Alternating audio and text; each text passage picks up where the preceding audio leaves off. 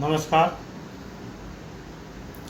हम पढ़ रहे हैं क्लास 10 ज्योग्राफी कॉन्टेम्प्रेरी इंडिया समकालीन भारत और चैप्टर है रिसर्च एंड डेवलपमेंट संसाधन एवं विकास। इसके दूसरे क्लास में हम आज जानेंगे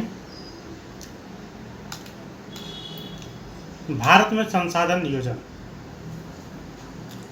पिछले क्लास में हमने जाना था संसाधन कितने प्रकार से हैं। अब हम जानेंगे संसाधनों का नियोजन कैसे किया जाता है। रिसोर्स प्लानिंग इन इंडिया में रिसोर्स का प्लानिंग कैसे किया जाता है। Resource planning is a complex process which involves. संसाधन नियोजन एक जटिल प्रक्रिया है जो इस प्रकार से शामिल है। Identification and inventory of resource across the region of the country. This involve surveying, mapping and qualitative and quantitative estimate and measurement of the resource। देश के क्षेत्रों में संसाधन की पहचान और सूची, इसमें संसाधन का सर्वेक्षण, मानचित्रण और गुणात्मक और मात्रात्मक अनुमान और माप शामिल हैं। योजनाओं को लागू करने के लिए उपयुक्त प्रौद्योगिकी, कौशल एवं संसाधन ढांचे से संपन्न एक योजना संरचना का विकास करना होता है। Involving a planning structure endured with appropriate technology, skill and institutional setup for implementing resource development plan. और समग्र राष्ट्रीय विकास योजनाओं के साथ संसाधन विकास योजनाओं का मिलान करना, matching the resource development plan with overall nation development plan.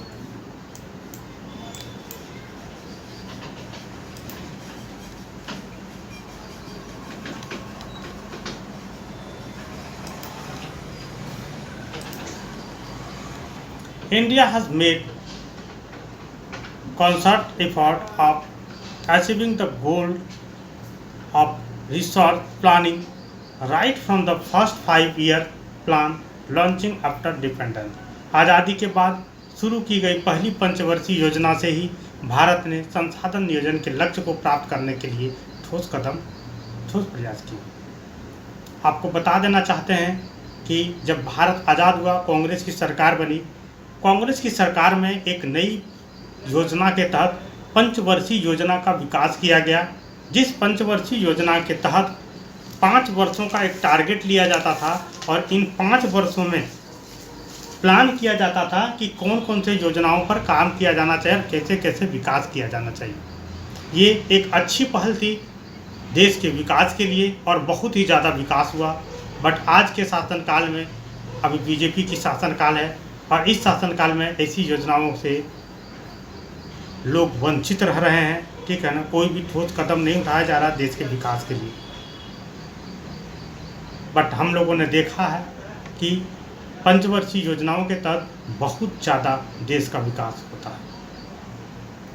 आगे बढ़ते हैं। फाइंड आउट, ज्ञात करो। समुदाय भागीदारी की सहायता से समुदाय, ग्राम पंचायत, वार्ड स्तरीय समुदायों द्वारा आपके आसपास के क्षेत्र में कौन से संसाधन विकसित किए जा रहे हैं। What resource are being developed in your surrounding by the community, village, panchayat, ward level communities which the help of community participation. संसाधनों की उपलब्धता किसी भी क्षेत्र के विकास के लिए एक आवश्यक शर्त है। The availability of resource is a necessary condition for the development of the region। लेकिन प्रौद्योगिकी और संस्थान में तदनुरूप परिवर्तन के अभाव में मात्र संसाधन की उपलब्धता विकास में बाधा बन सकती है। But mere availability of resource in the absence of corresponding changes in technology and institution may hinder development। हमारे देश में कई ऐसे क्षेत्र हैं, there are many regions in our country जो संसाधन से समृद्ध हैं, that are rich in resource, लेकिन ये आर्थिक रूप से पिछड़े क्षेत्रों में शामिल हैं। But these are included in economically backward region. इसके विपरीत कुछ ऐसे क्षेत्र हैं जिनका संसाधन आधार कमजोर है लेकिन वे आर्थिक रूप से विकसित हैं। On the country there are some regions which have a poor resource base but they are economically developed. उपनिवेशीकरण के इतिहास से पता चलता है कि विदेशी आक्रमणकारियों के लिए उपनिवेशों में समृद्ध संसाधन मुख्य आकर्षक थे। The history of colonization reveals that rich resources in colonized were the main attraction for the foreign invaders। यह मुख्य रूप से उपनिवेशी देशों के तकनीकी विकास का उच्च स्तर था। It was primarily the higher level of technology development of the colonizing countries that help them to exploit resources of other regions and establish their supremacy over the colonized, जिनने इन्हें अन्य क्षेत्रों के संसाधनों को का दोहन करने और उपनिवेशों पर अपना वर्चस्व स्थापित करने में मदद की। इसलिए संसाधन विकास में तभी योगदान दे सकते हैं जब उनके साथ उचित तकनीकी विकास और संस्थागत परिवर्तन हो। Therefore resource can contribute to development only when they are accompanied by appropriate technological development and institutional changes। भारत ने उपनिवेशीकरण के विभिन्न चरणों में यह सब अनुभव किया है।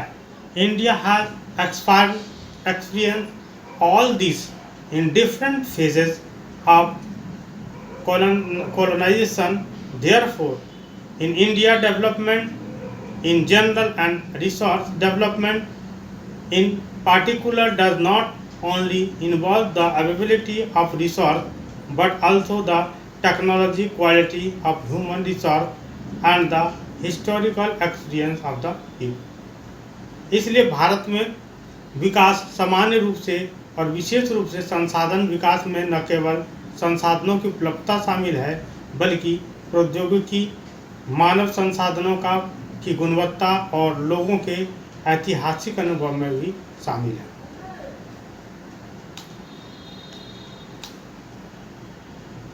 संसाधनों का संरक्षण, कंजर्वेशन ऑफ रिसोर्स। जब संसाधन है, संसाधन का उपयोग किया जाना है, संसाधन के बिना हम चल नहीं सकते हैं, तो संसाधनों का संरक्षण बहुत ही आवश्यक है। Resources are vital for any development activity. संसाधन किसी भी विकासात्मक गतिविधि के लिए महत्वपूर्ण है, but irrational consumption and over utilisation of resource may lead to socio economic and environmental problems. लेकिन अतार्किक खपत और संसाधनों का अधिक उपयोग सामाजिक, आर्थिक और पर्यावरण समस्याओं को जन्म दे सकता है। इन समस्याओं को दूर करने के लिए टू ओवरकम दिस प्रॉब्लम्स विभिन्न स्तरों पर संसाधन संरक्षण महत्वपूर्ण है। Resource conservation at various level is important. This had been the main concern of the leaders and thinker in the past. यह अतीत में नेताओं और विचारकों की मुख्य चिंता थी। फॉर एग्जाम्पल, उदाहरण के लिए गांधी जी ने इन शब्दों में संसाधन संरक्षण के बारे में अपनी चिंता व्यक्त करने में बहुत उपयुक्त थे। Gandhi ji was very apt in voicing his concern about resource conservation in this words, there is enough for everybody's need and not for anybody's greedy. हर किसी को जरूरत के लिए पर्याप्त है और किसी लालची के लिए नहीं। यानी कि संसाधन आपके ज़रूरतों को पूरा कर सकती है लेकिन आपके लालच को नहीं। हम लोग संसाधनों को लालच बस दुरुपयोग करते हैं, बहुत ही ज़्यादा जो हमारे लिए हानिकारक है। संसाधन इतने पर्याप्त हैं, इतने अवेलेबल हैं कि हमारे लिए पर्याप्त हैं, लेकिन अगर हम लालची हैं तो हमारे लिए पर्याप्त नहीं है, क्योंकि लालच है तो कितना भी संसाधन आएगा, कितना भी हमारे पास संसाधन हो, हमें संसाधन की कमी ही महसूस होगी।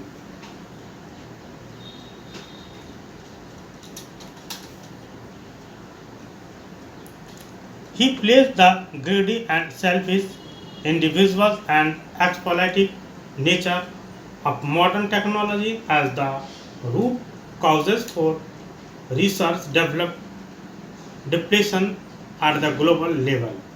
उन्होंने वैश्विक स्तर पर संसाधनों की कमी के मूल कारण के रूप में लालची और स्वार्थी व्यक्तियों और आधुनिक तकनीकों की शोषणकारी प्रकृति को रखा। वह बड़े पैमाने पर उत्पादन के खिलाफ थे और इसे जनता द्वारा उत्पादन के साथ बदलना चाहते थे।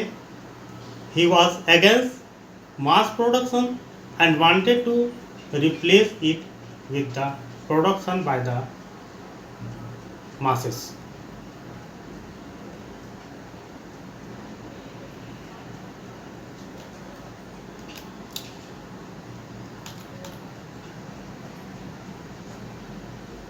At the international level, अंतर्राष्ट्रीय स्तर पर the Club of Rome advocated research conservation for the first time in a more systematic way in 1968. रोम के क्लब ने 1968 में पहली बार अधिक व्यवस्थित तरीके से संसाधन संरक्षण की वकालत की। इसके बाद 1974 में गांधीवादी दर्शन को एक बार फिर शूमाकर ने अपनी पुस्तक स्मॉल इज ब्यूटीफुल में प्रस्तुत किया। Subsequently in 1974, Gandhian philosophy was once again presented by Schumacher in his book Small is Beauty. वैश्विक स्तर पर संसाधनों के संरक्षण के संबंध में मौलिक योगदान ब्रुंटलैंड आयोग की रिपोर्ट 1987 द्वारा किया गया था। The seminal contribution with respect to research conservation at the global level was made by the Brundtland Commission Report 1987। इस रिपोर्ट ने सतत विकास की अवधारणा को पेश किया और संसाधन संरक्षण के साधन के रूप में इसकी वकालत की। This report introduced the concept of sustainable development and advocated it as means for resource conservation, जिसे बाद में एक पुस्तक में प्रकाशित किया गया था, हमारा साझा भविष्य, which was subsequently published in a book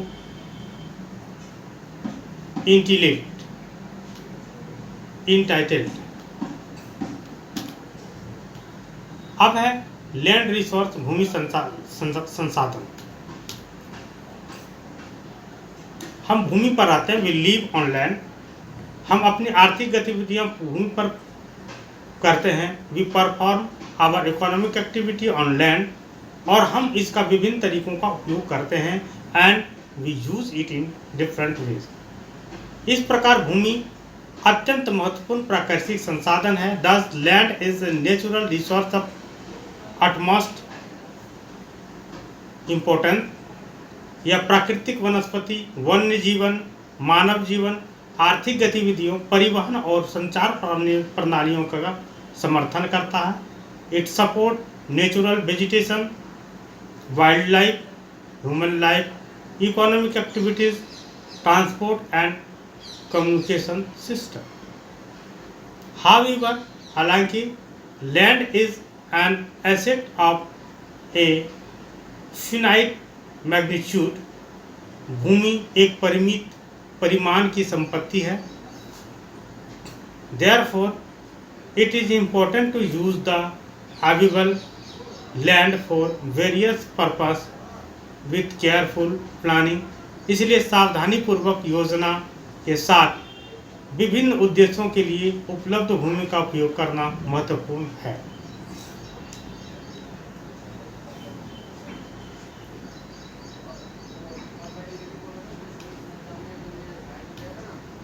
आगे बढ़ते हैं। भारत के पास विभिन्न प्रकार के राहत सुविधाओं के तहत भूमि है, अर्थात पहाड़, पठार, मैदान और द्वीप। India has land under A variety of relief feature, namely mountain, plateau, plains and island.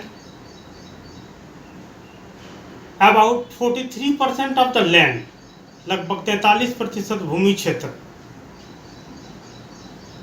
Area is plane, जो मैदानी क्षेत्र हैं, विच प्रोवाइड्स, जो प्रदान करते हैं, facility for agriculture and industry, जो उद्योग और कृषि के लिए जगह प्रदान करता है।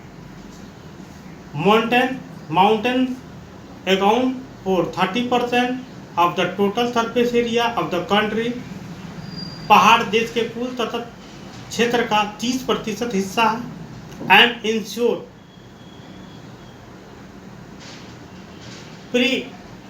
perennial flow for some river, provide facilities for tourism and ecological accept।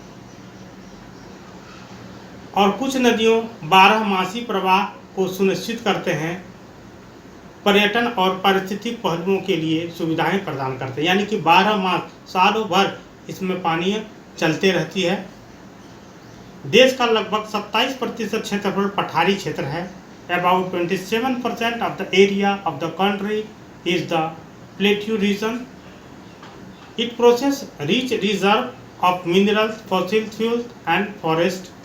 इसमें खनिज, जीवाश्म ईंधन और वनों के समृद्ध भंडार हैं। बहुत इंपॉर्टेंट है, इसको नोट किया जाए।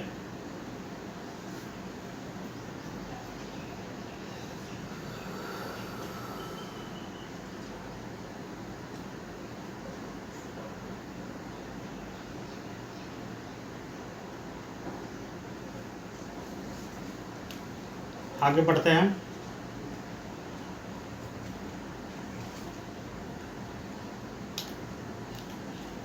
भूमि उपयोग, लैंड यूटिलाइजेशन। भूमि संसाधन का उपयोग निम्नलिखित के लिए किया जाता है। Land resource are use for the following purpose. Forest, वन के लिए। Land not available for cultivation, खेती के लिए भूमि उपलब्ध ना होना। बारन एंड वेस्ट लैंड, बंजर और बंजर भूमि। Land put on non agriculture uses, building, road, factories etc, अन्य असिंचित भूमि परती छोड़कर। Other cultivated land excluding fallow land, अस्थायी चारागाह और चारागाह भूमि। Permanent pasture and grazing land, विविध पेड़ फसलों के तहत भूमि, जिसे चारागाह भूमि भी कहते हैं। Land under miscellaneous tree crop groves, not included in net sown areas, उपवन शुद्ध बोए गए क्षेत्र में शामिल जो नहीं है। कल्चरल वेस्ट लैंड, खेती योग्य बंजर भूमि। 5 से अधिक कृषि वर्षों के लिए और मोर देन 5 एग्रीकल्चर ईयर, 5 से ज़्यादा साल तक छोड़ने वाले ऐसे बंजर भूमि, जिसमें 5 साल बाद सिर्फ एक फसल को उपजाया जाता है।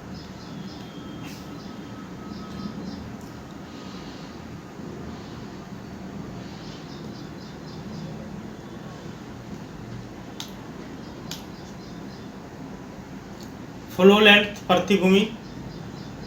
करंट फ्लो, वर्तमान प्रति।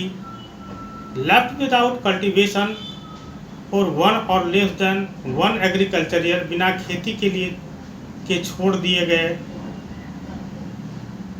या 1 से कम कृषि वर्ष के लिए। अदर देन करंट फ्लो, वर्तमान प्रति के अलावा।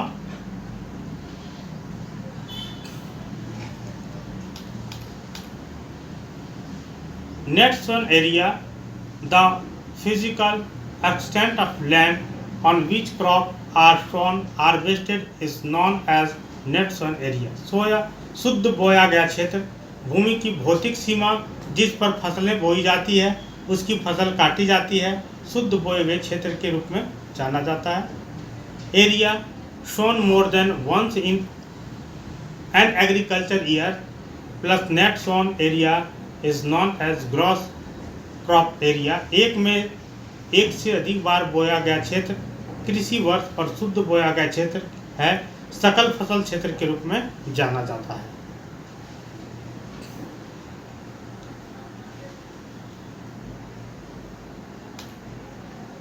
अब है land use pattern in India. Bharat में भूमि उपयोग के क्या पैटर्न है। यहाँ देखिए ग्राफ दिया गया है 3 कलर में। प्लेन्स जो है ब्लू कलर में जो है उतने प्लेन्स है, मैदानी भाग है। ग्रे कलर में जो दिखाया गया वो माउंटेन पर्वत का भाग है, और प्लेट्यू पठार का भाग है जो येलो कलर में दिखाया गया है। यानी कि 27% पठार है, 43% मैदान है और 30% जो है वो पर्वतीय क्षेत्र है। इन मैदानी भागों में से भी बहुत सारे भाग हैं जो पानी से ढका हुआ है।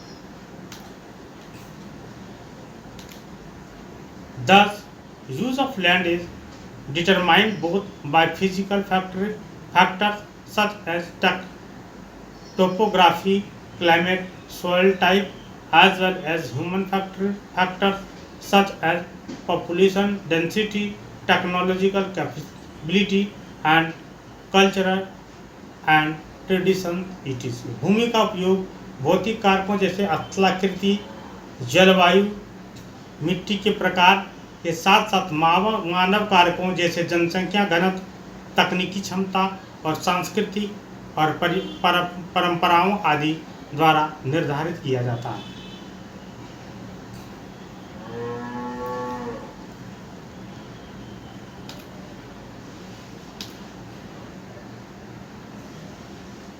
सामान्य भू उपयोग संवर्ग यहाँ पर एक चार्ट देखा गया जिसमें जो जमीन जो है उसका उपयोग किस प्रकार से किया गया है उसको शो किया गया।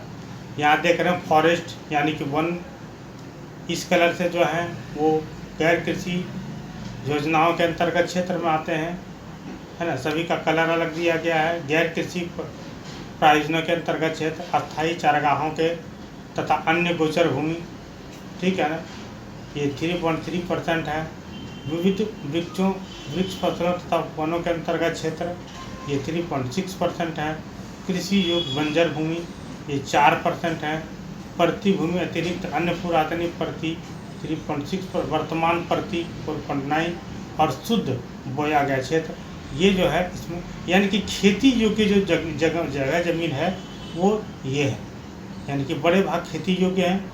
उसके बाद जो भाग हैं वो वन के क्षेत्र पर में वन आते हैं। उसके बाद ये बंजर है, और इसमें गैर कृषि प्रायोजन के अंतर्गत जो क्षेत्र आते हैं वो हैं अस्थायी चारागाह ब्लू, और 1% विविध वृक्षों पूर्व वृक्ष फसलों तथा उपवन के अंतर्गत आता है, ओनली 1%, ठीक है। और इस प्रकार से जमीन पूरे वर्ल्ड में जो है वो जमीन का वितरण इस प्रकार है। Total geographical area of India is 3.28 million square kilometre. Bharat का कुल भौगोलिक क्षेत्रफल 3.28 मिलियन वर्ग किलोमीटर है। लैंड यूजेज डाटा भूमि उपयोग डेटा कुल भौगोलिक क्षेत्र का 93% के लिए उपलब्ध है। Land uses data however is available for only for 93% for the total geographical area, because the land use reporting for most of the northeast state accepted Assam and has not been done fully, क्योंकि असम को छोड़ करके अधिकांश उत्तर पूर्वी राज्यों के लिए भूमि उपयोग रिपोर्टें पूरी तरह से नहीं किया गया है।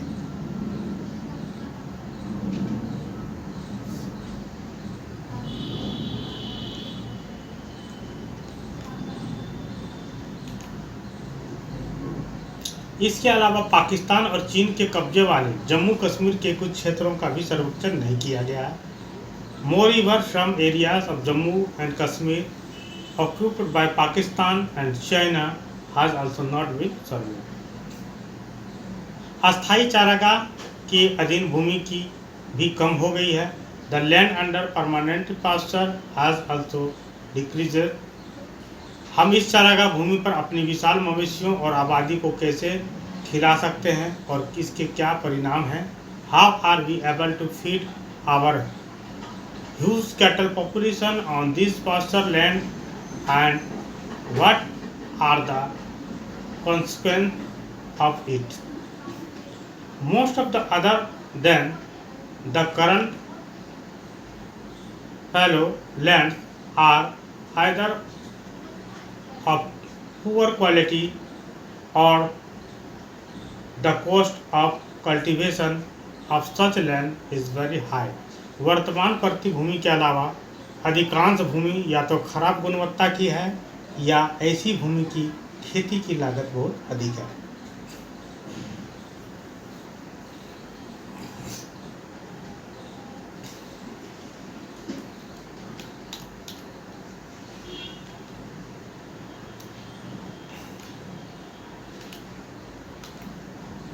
Hence, these lands are cultivated once or twice in about 2 or 3 years.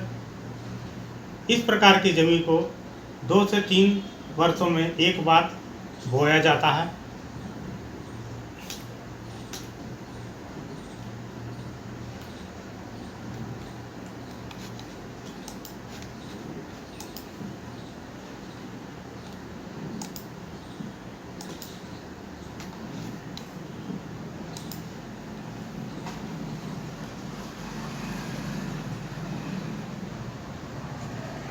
And if these are included in the net soil areas, then the percentage of NSA in India come to about 44% of the total reporting area.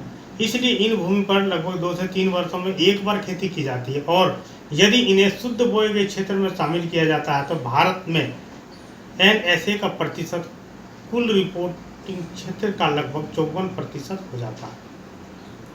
शुद्ध बोए गए क्षेत्र का pattern एक राज्य से दूसरे राज्य में बहुत भिन्न होता है. The pattern of net sown area varies greatly from one state to another.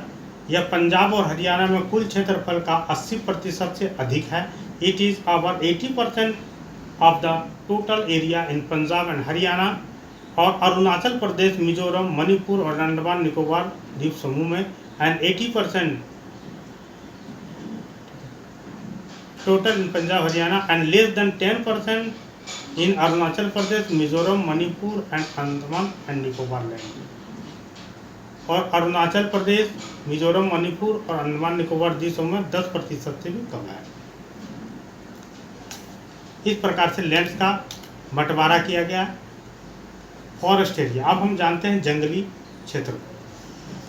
Forest area in the country is far lower than the desired 33% of geographical area as it was outlined in the national forest policy 1952. देश के one क्षेत्र वांछित 33% भौगोलिक क्षेत्र से काफ़ी कम है, जैसा कि राष्ट्रीय वन नीति 1952 में उल्लेखित किया गया है. इसे पारिस्थितिक संतुलन बनाए रखने के लिए आवश्यक माना गया था. It was considered essential for maintain of the ecological balance. इन जंगलों के किनारे रहने वाले लाखों लोगों की आजीविका इसी पर निर्भर करती थी. The livelihood of millions of the people who live in the fringe of this forest depend upon it. भूमि के एक हिस्से को बंजर भूमि कहा जाता है. A part of the land is termed as wasteland. और भूमि को अन्य गैर कृषि उपयोगों के लिए रखा जाता है. And land put to other non agriculture uses. Wasteland included rocks. बंजर भूमि में चट्टाने शामिल किए गए. Arid and desert areas. And land put to other non agriculture uses included settlement, roads, railways, industries. शुष्क और रेगिस्तानी क्षेत्रों में शामिल है और अन्य गैर कृषि उपयोगों के लिए रखी गई है. भूमि में बस्तियां, सड़कें, रेलवे, उद्योग आदि शामिल हैं.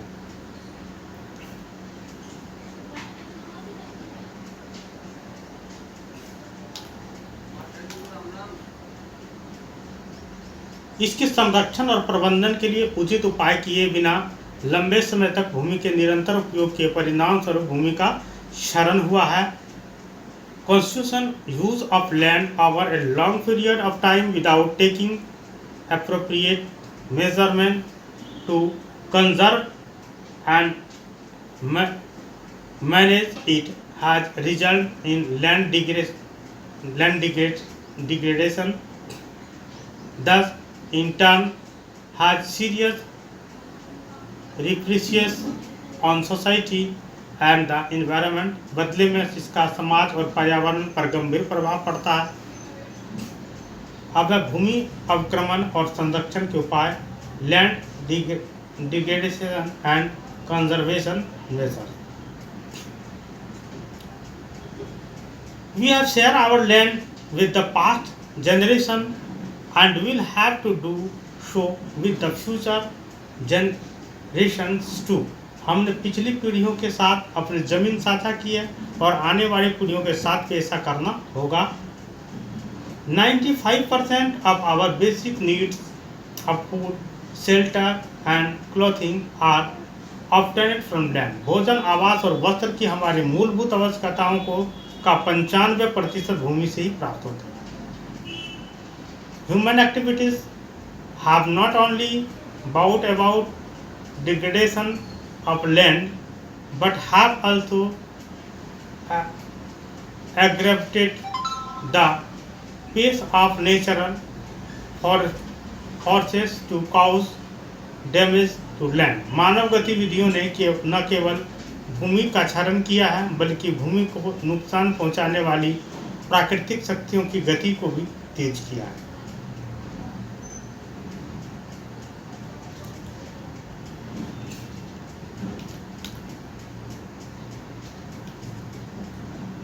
Some human activities such as deforestation, overgrazing, mining and quarrying to have contributed significantly in land degradation।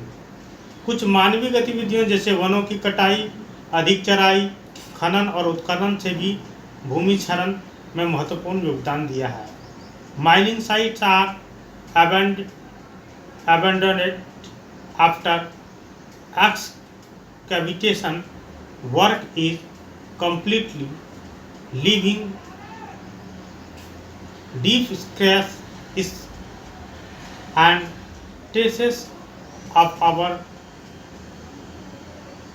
burden। खुदाई का काम पूरा होने के लिए खनन स्थल को छोड़ दिया जाता है और गहरे निशान और अधिक बोझ के निशान छोड़ दिए जाते हैं। झारखंड, छत्तीसगढ़, मध्य प्रदेश और ओडिशा जैसे राज्यों में खनन के कारण वनों की कटाई से गंभीर भूमि क्षरण हुआ है। In state like Jharkhand, Chhattisgarh, Madhya Pradesh and Odisha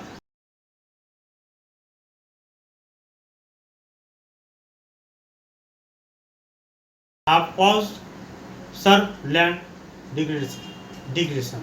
Gujarat, Rajasthan, Madhya Pradesh और महाराष्ट्र जैसे राज्यों में अतिचरण भूमि क्षरण के मुख्य कारण में से एक है। In state like Gujarat, Rajasthan, Madhya Pradesh and Maharashtra, overgrazing is one of the main reason for land degradation. Overgrazing अतिचरण यानी कि ज़्यादा से ज़्यादा चराई कराने से घासों की कमी हो जाती है, घासों के जड़ तक जानवर उखाड़ खाते हैं, जिसके कारण बारिश में भूमि का कटाव बहुत ही ज़्यादा होता है।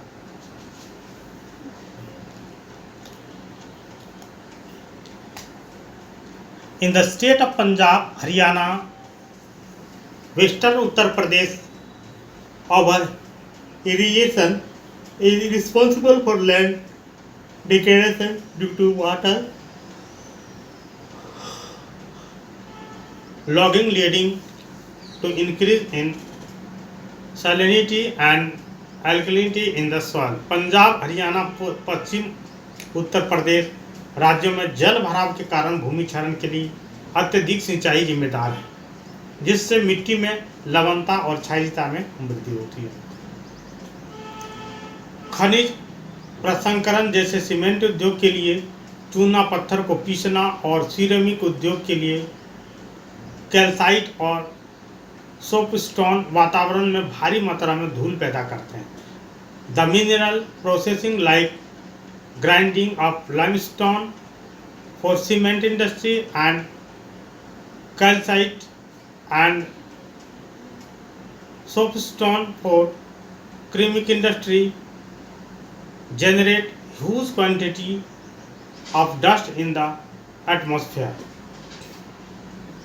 यह जमीन पर बसने के बाद पानी की मिट्टी में घुसपैठ की प्रक्रिया को धीमी कर देता है। हाल के वर्षों में अपशिष्ट के रूप में औद्योगिक अपशिष्ट देश के कई हिस्सों में भूमि और जल प्रदूषण का प्रमुख स्रोत बन गया है। It retards the process of infiltration of water into the soil after it settles down on the land.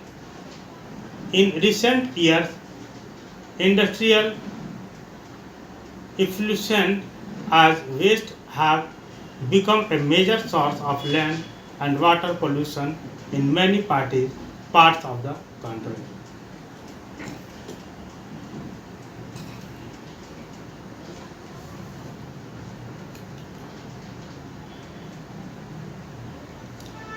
There are many ways to solve the problems of land degradation. भूमि क्षरण की समस्या को हल करने के कई तरीके हैं। Afforestation and proper management of grazing can help to some extent. नवीकरण और चराई की उचित प्रबंधन से कुछ हद तक मदद मिल सकती है। Planting of shelter belts of plant control on overgrazing. Establishment of sand dunes by growing throwing bushy area are some of the methods to check land degradation in arid region. वनीकरण और चराई के उचित प्रबंधन से कुछ हद तक मदद मिल सकती है। शुष्क क्षेत्रों में भूमि क्षरण को रोकने के लिए पौधों की आश्रय पट्टी का रोपण, चराई पर नियंत्रण, कटीली झाड़ियाँ उगाकर रेत के टीलों का स्थिरीकरण कुछ तरीके हैं। बंजर भूमि का उचित प्रबंधन, प्रॉपर मैनेजमेंट ऑफ वेस्टलैंड, खनन गतिविधियाँ, कंट्रोल ऑफ माइनिंग एक्टिविटीज, औद्योगिक अपशिष्टों और अपशिष्टों का उपचार के बाद उचित निर्वाह, proper discharge and disposal of industrial effluents and wastes after treatment can reduce land water degradation in industrial and suburban areas. उचित निर्वाह और निपटान से औद्योगिक और उपनगरीय क्षेत्रों में भूमि और जल क्षरण को कम किया जा सकता है। सॉयल एज ए रिसोर्स, संसाधन के रूप में मिट्टी। यहाँ पर देख सकते हैं top soil, the upper soil layer, ऊपरी संस्तरण मृदा मिट्टी की ये कई परतें हैं। ये टॉप सॉयल है ग्रीन में। सब सॉयल उपमृदा, सबस्ट्रेटम अधा स्तरीय, पेरेंट रॉक मटेरियल और अनवेदरेड पेरेंट बेड रॉक्स, अपक्षय रहित आधारित चट्टानें। ये मिट्टी के 1, 2, 3, 4 लेयर हैं। Soil is the most important renewable nature resource. मिट्टी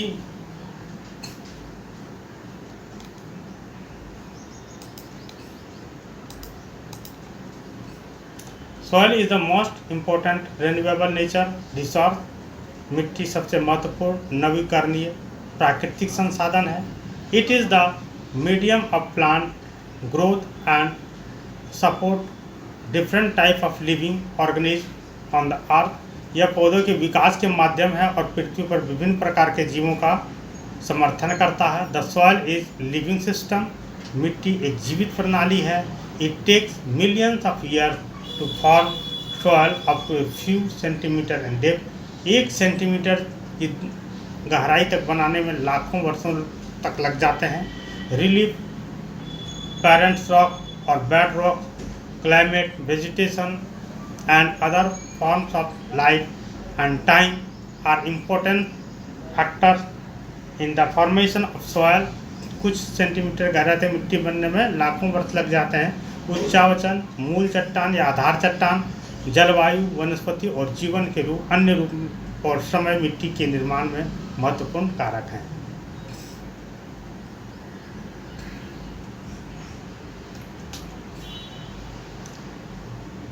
Various forces of nature such as change in temperature, action of running water, wind and glaciers, activities of decomposer etc. contribute to the formation of soil. प्रकृति के विभिन्न बल जैसे तापमान में परिवर्तन, बहते पानी की क्रिया, हवा और हिमनद विघटनकारी की गतिविधियां आदि मिट्टी के निर्माण में योगदान करते हैं। Chemical and organic changes which take places in the soil are equally important. मिट्टी में होने वाले रासायनिक और जैविक परिवर्तन समान रूप से महत्वपूर्ण है। Soil also consists of organic, humus and inorganic material. मिट्टी में कार्बनिक, ह्यूमस और अकार्बनिक पदार्थ भी होते हैं। On the basis of factors responsible for soil information, color, thickness, texture, age, chemical and physical properties, the soil of India are classified in the different type.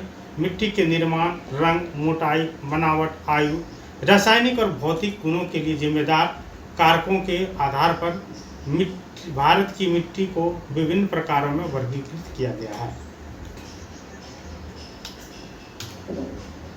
अब तीसरा भाग हम नेक्स्ट क्लासेस में आयोजित करेंगे।